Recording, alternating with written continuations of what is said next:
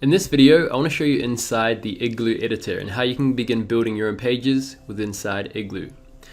So the first step is to create a section, and the sections are marked in blue. So when you hover your mouse over here, you can see you've got a section. Now to go ahead and edit anything, you can click on, for example, the section. You can see I've got these blue options, and if I click on the style button over here, I can then go through and adjust the color of the background for my section, okay? What I can then do is add a column layout to my section, and for your columns they're going to be basically the place where you can add on different types of elements. So you can select the type of layout that you want for your column. So let's say we want to first of all create a header navigation. What we could do is select something like that, and now we have a section, and section highlighted in blue, and we also have our row over here. So then what we want to do, once we've created our section, we've added our row columns, what we want to do is go through and select elements and drag and drop them into the columns. So I'm going to go through and select an image and drag and drop it over here. And then I'm going to go select my image over here and simply select maybe this logo like that. Okay, great. So I've got a nice looking logo. Now to edit or customize anything on here, what we do is simply click on it and then select the style option over here, and we can adjust the image size, for example, like this. And maybe I also want to go through and adjust the padding on this section so that it's not so wide. So what I can do is just simply drag and drop this over here. You can just drag it to maybe something like 10. You also got this padding down here. You can see on all the sides over there, like that. And that looks quite good now, okay? Now we can also go through and add in our navigation bar on this little section over here. So we can go through and adjust this. I'll just click on that and maybe drag it down slightly.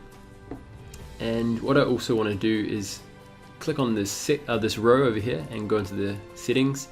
And I also want to adjust the padding on the row. So I'm going to maybe make it something like 4 and 4 like that. Okay, so it's a nice kind of size right now. So let's go through and add some menu items by double clicking on there and saying, for example, home. I could say demo and maybe features. Let's just double click on that and features. Okay, great.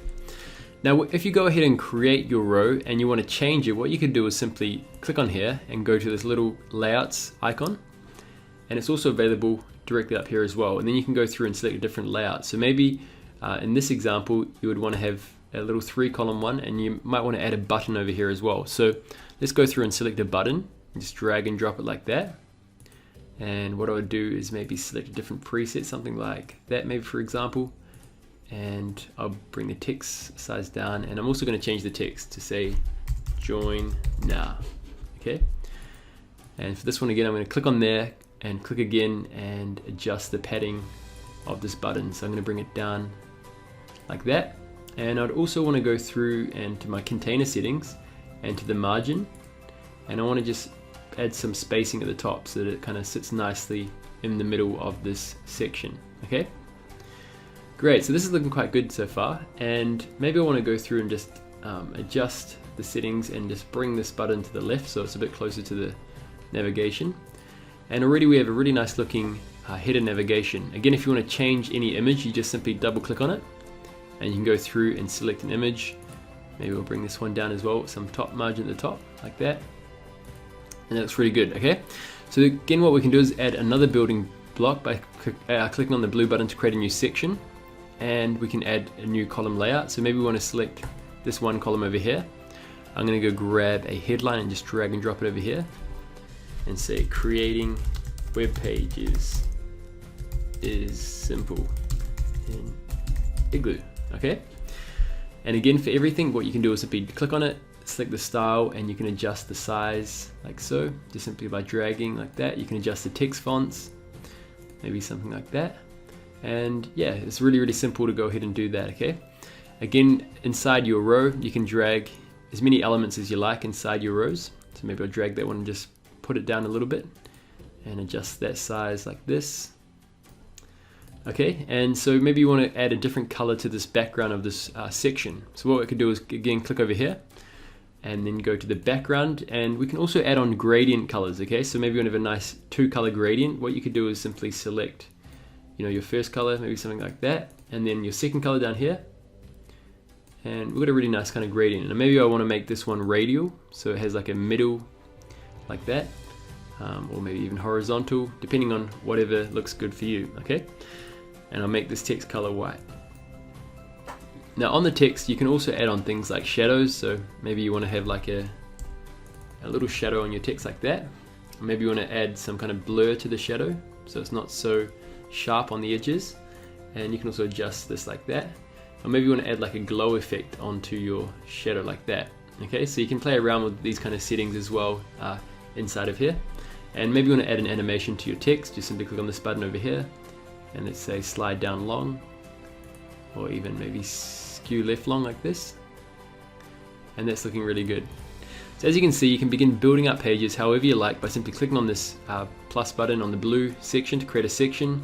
Then again, you just simply select a 3-column layout or any type of layout you like. If you don't like it, you simply click on that, go to your layouts, and you can select a different type of layout, okay? And then again, you just simply go through and click, drag and drop your elements, and then select them, like so. You can duplicate items by simply clicking on them, like this, and then selecting the duplicate button over there. And then what you could do is double click on the icon and select another icon like that. And it's that quick to go through and begin adding content onto your pages. Okay, so that's about it in terms of a basic walkthrough of the editor. In the next video, we're going to show you more in depth into every other element and things that you need to know in terms of editing. One other thing that I want to quickly show you is for some of the elements we also have presets. So I'm just going to drag and drop this button over here to show you an example. If you click on the style button, you'll see we've got this little icon saying presets. And this is for some of the elements. For example, the counter timers have presets, the navigation has some presets, even the social buttons have presets in a different place, and I'll show you that as well in a second.